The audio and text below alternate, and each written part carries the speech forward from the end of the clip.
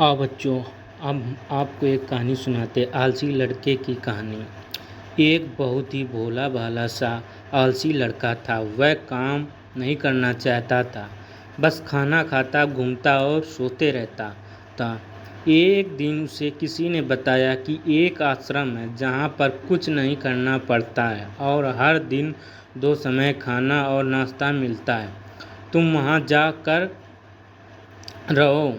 उस आलसी लड़के ने सोचा कि ये बहुत ही बढ़िया है और वह उस आश्रम में जाकर रहने को सोचा। और फिर वह भोला भाला आलसी लड़का अपना सारा सांसारिक जीवन छोड़कर उस आश्रम में जाकर रहने लगा। आश्रम में गुरुजी रहते थे। वह कुछ समय सबको प्रवचन देते थे। वह आलसी लड़का सुनता था, बाकी समय आराम करता था और फिर भर पेट खाना खाकर सो जाता था। ऐसे ही उस लड़के का दिन गुजरता गया। एक दिन उस आश्रम में कुछ भी नहीं बना।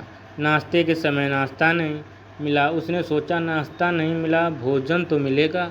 अब भोजन के समय भी उसे भोजन नहीं मिला। लड़का दौड़ करके गुरुजी के पास गया और उसने पूछा कि आज भोजन क्यों नहीं बना। गुरुजी ने कहा, बेटा, आज एकादशी है और जितने भी आश्रम के सदस्य हैं उनका उपवास है और तुम्हारा भी आज उपवास है। आज भोजन नहीं बनेगा।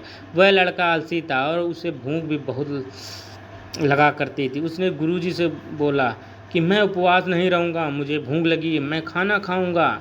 गुरुजी ने बोला, ठीक है, जाओ भंडारे में से सामान ले करके आओ और आश्रम में नहीं, बाहर ले जा करके बना लो। लेकिन याद रखना, भोजन बनाने के बाद सबसे पहला भोग भगवान को लगाना और फिर तुम प्रसाद पाना।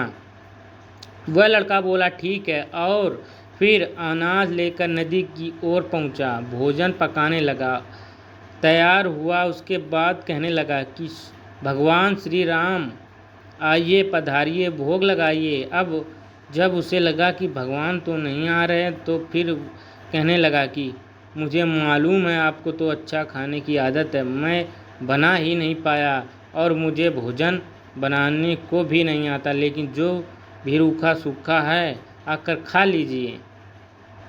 भगवान श्री राम उसकी सरलता पर बहुत प्रसन्न हुए और उस लड़के को दर्शन दिए। उसने देखा कि भगवान श्री राम आए हुए हैं और उनके साथ में माता सीता भी आई हुई, लेकिन लड़के ने सिर्फ 2 लोगों के लिए ही भोजन बनाया था, एक अपने लिए, दूसरा भगवान के लिए। और अब क्योंकि भगवान के साथ माता सीता भी आई हुई थी, तो उसने उस भोजन को माता सीता और भगवान के सामने ग्रहण करने के लिए रख दिया।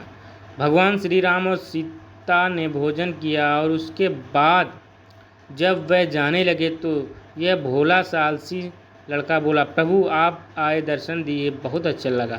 मुझे खाने को कुछ नहीं मिला, लेकिन कोई बात नहीं, लेकिन आपसे एक विनती है कि अगली बार जब आइए तो कितने लोग आएंगे ये बता दीजिए, ताकि मैं उतने लोगों के लिए भोजन बनाकर रख लूँ। भगवान श्री राम मन ही मन मुस्कुराए और फिर अंतर ध्यान हो गए। लड़का आश्रम गया, दिन बीतता गया और फिर एकादशी का दिन आया और इस बार उसने 3-4 लोगों के लिए अनाज लेकर के खाना बनाने के लिए नदी किनारे पहुंचा और उसने बड़े प्रसन्नता से भोजन बनाया और इंतजार करने लगा कि प्रभु आइए और भोजन भोग लगाइए। इस बार लड़का देखता है कि भगवान श्री राम पूरा राम दरबार लेकर आए, जैसे माता सीता, लक्ष्मण, भरत, हनुमान जी और सभी लोग आए।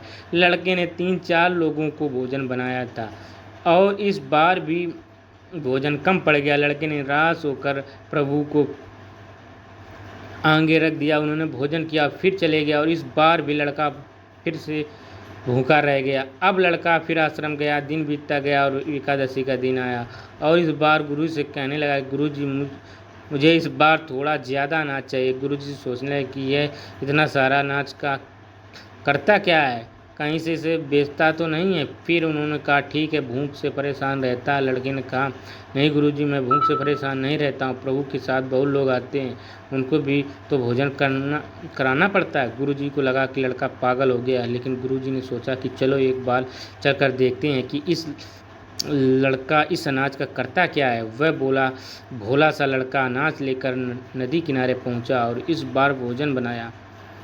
बनाया नहीं। उसने सोचा प्रभु हर बार ज़्यादा लोगों को लेकर आते हैं, इस बार वह जितने भी आएंगे खुद बना कर के भोग लगा लेंगे। फिर प्रभु को बुलाने लगा।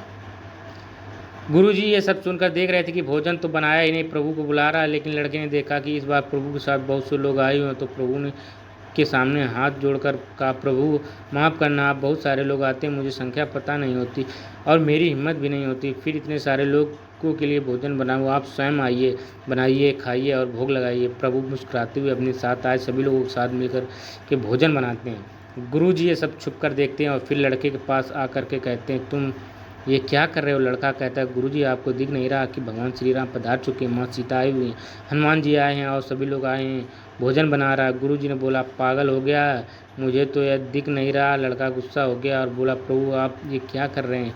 एक तो मुझे भूखा रखा है और गुरुजी को दर्शन नहीं दे रहे हैं, जो मुझे पागल समझ रहे हैं, कृपा कर गुरुजी को दिख जाओ। भगवान बोले, नहीं मैं इन्हें नहीं दिख सकता। लड़का बोला, क्यों नहीं दिख सकते? गुरुजी तो बहुत महान है, बहुत बड़े ज्ञानी हैं, बहुत बड़े ज्ञाता है, बहुत बड़े विद्वान हैं।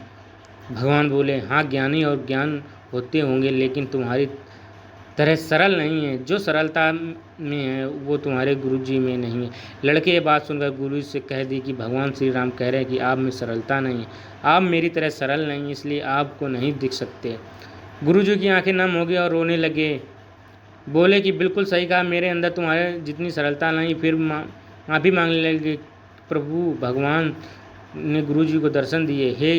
ये कहानी हमें सिखाती है कि जीवन में सरलता सबसे आवश्यक है। जितने सरल बने रहेंगे उतना जीवन में आगे बढ़ते चले जाएंगे। जब आप सरल होते हैं तो आप खुद ही मुस्कुराते हैं और दूसरों को भी मुस्कुराने की वजह देते हैं।